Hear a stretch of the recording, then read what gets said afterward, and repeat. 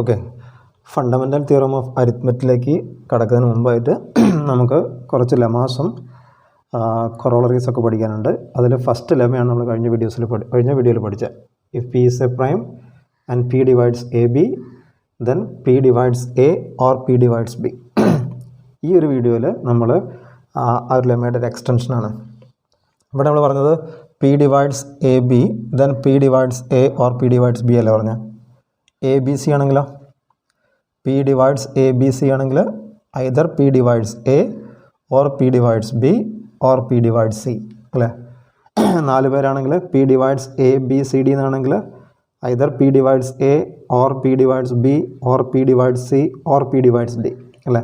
അതിൻ്റെ ഒരു ജനറൽ എക്സ്റ്റൻഷനാണ് ഈ ഒരു വീഡിയോയിൽ പറയുന്ന lemma 2. If P is A prime and P divides the product a1 into a2 into etc up to an, then the lemma says that p divides ai. p ഇതിൽ ഏതെങ്കിലും ഒരാളെങ്കിലും divide ചെയ്യും. ഈ പ്രൊഡക്റ്റിനിടയ്ക്കുള്ള ഏതെങ്കിലും ഒരാളെങ്കിലും p ഡിവൈഡ് ചെയ്യും. p divides ai for some i. I ചെയ്യുന്നത് 1 മുതൽ n വരെയാണ്. ഓക്കെ, നമ്മൾ ഇതിന് പ്രൂഫ് കൊടുക്കുന്നത് മാത്തമാറ്റിക്കൽ ഇൻഡക്ഷൻ യൂസ് ചെയ്തുകൊണ്ടാണ്.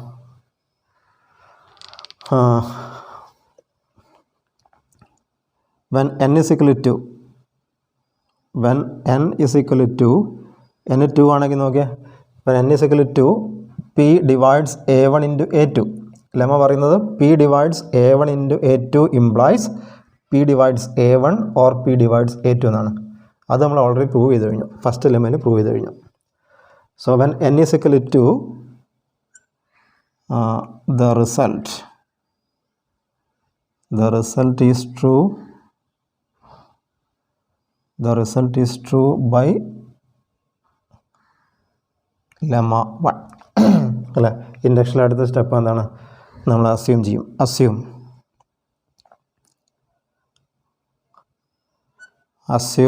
the result is true when n is equal to k. That is p divides a1 into a2 into etc up to ak implies p divides ai for some i. ഇവിടെ i lie ചെയ്യുന്ന എവിടെയായിരിക്കും, where i lies between 1 and k. നമ്മൾ ഈ statement n is equal to k ആണെങ്കിൽ true ആണെന്ന് assume ചെയ്താൽ, that is p divides a1 a2 etc ak implies p divides ai for some i. ഇനി നമുക്ക് എന്ത് കാണിക്കണം, we have to show that the result is true for n is equal to k plus 1. We have to show that the result is true for n is equal to k plus 1.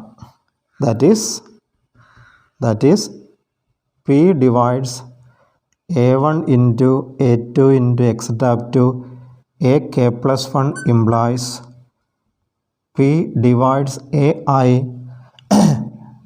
for some i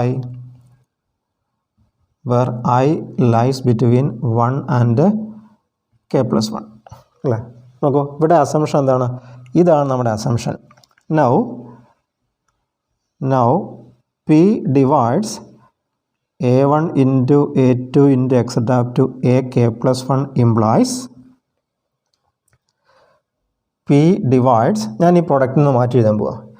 this implies p divides a1 into a2 into etc up to ak. ഈ a1 a2 etc up to ak വരെയുള്ള പ്രൊഡക്റ്റിനെ ഒരു term ആയിട്ട് എടുത്തു. അടുത്ത term ആരാണ്, അടുത്ത term ak plus 1 ആണ്, ശരിയല്ലേ. ഇപ്പോൾ നമ്മുടെ ഈ പ്രൊഡക്റ്റിൽ 2 ടേംസേ ഉള്ളൂ, ഇത് ഫസ്റ്റ് ടേം, ഇത് സെക്കൻഡ് ടേം. 2 ടേംസ് ആണെങ്കിൽ നമ്മൾ ഫസ്റ്റ് ലെമയിൽ പ്രൂവ് ചെയ്തിട്ടുണ്ട് p divides a b implies p divides a or p divides b. ആ ഒരു ലെമ പ്രകാരം this implies p divides a1 into a2 into etc up to ak or p divides ak plus 1. ശരിയല്ലേ. നോക്കൂ, p divides ak plus 1 ആണെങ്കിൽ നമ്മൾ prove ചെയ്ത് കഴിഞ്ഞു. ഈ കണ്ടീഷൻ സാറ്റിസ്ഫൈ ചെയ്തു. കണ്ടോ, P divides A I for I is equal K plus 1 ആണ്, പ്രൂവ് ചെയ്ത് കഴിഞ്ഞു. ഇതാണ് കേസെങ്കിലോ, ഇതാണ് കേസെങ്കിൽ നമ്മുടെ അസംഷൻ നടക്കും. നമ്മളെന്താ അസ്യൂം ചെയ്തത് നോക്കൂ, P divides A1 A2 etcetera A K implies P divides A I. നമ്മുടെ അസംഷൻ ഉണ്ട് this implies P divides A I for some I where I lies between 1 and k ആണ്.